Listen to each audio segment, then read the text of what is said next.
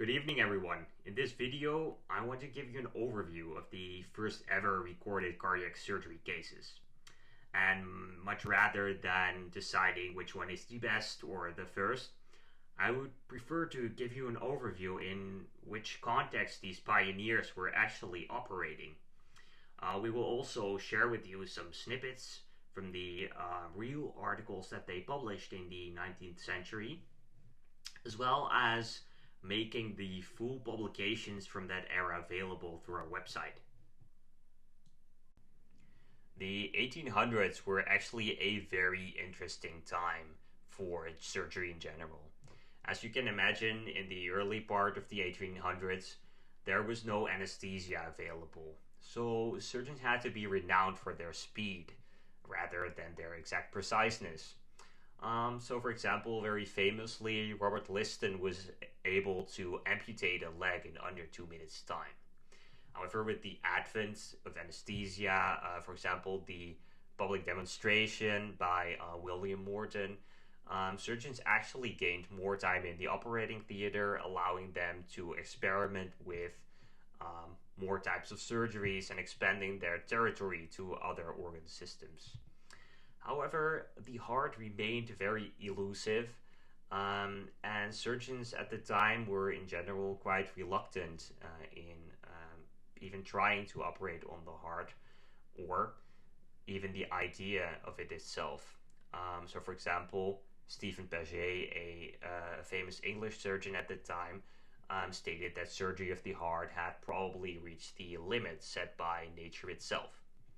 Nevertheless, that actually did not withhold other surgeons and other scientists to actually push the limits and try it nonetheless. So, as I mentioned, there were also a lot of surgeons experimenting at the time.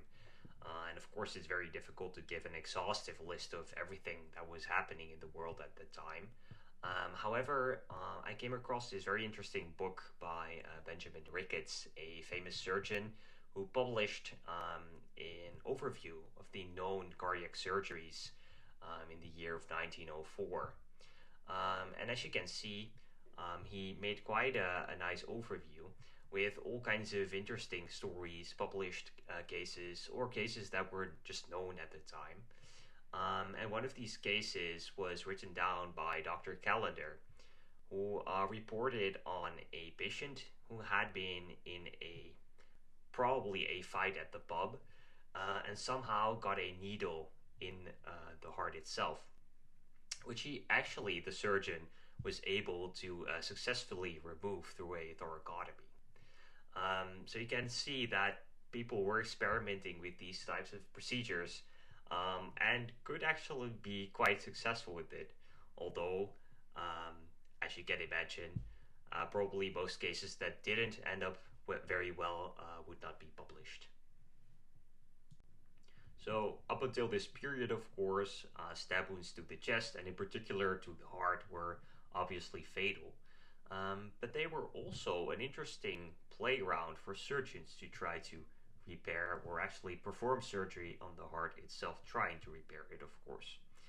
And in 1896, that is exactly what Norwegian surgeon Axel Cappelen reported on. There was a man who was stabbed 1 hour ago in the fourth intercostal space and who lied there bleeding.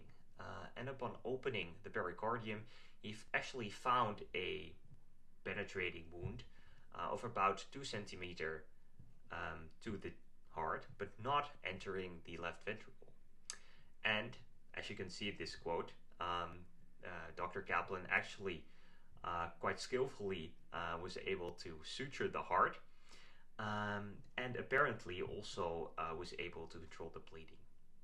Unfortunately, the patient died several days later from pericarditis, and therefore it's not widely regarded as the first successful cardiac surgery, but nonetheless it was quite impressive for the time, and actually also was quite quickly followed by another study that we'll look into the next slide.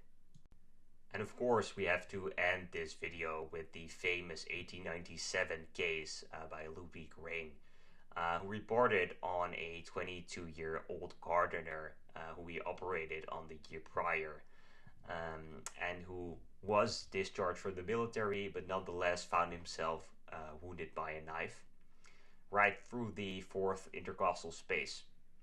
And upon examination, Rain actually indeed identified a 1.5 centimeter penetrating wound in the right ventricle, after he had obviously made quite a nice 14 centimeter thoracotomy.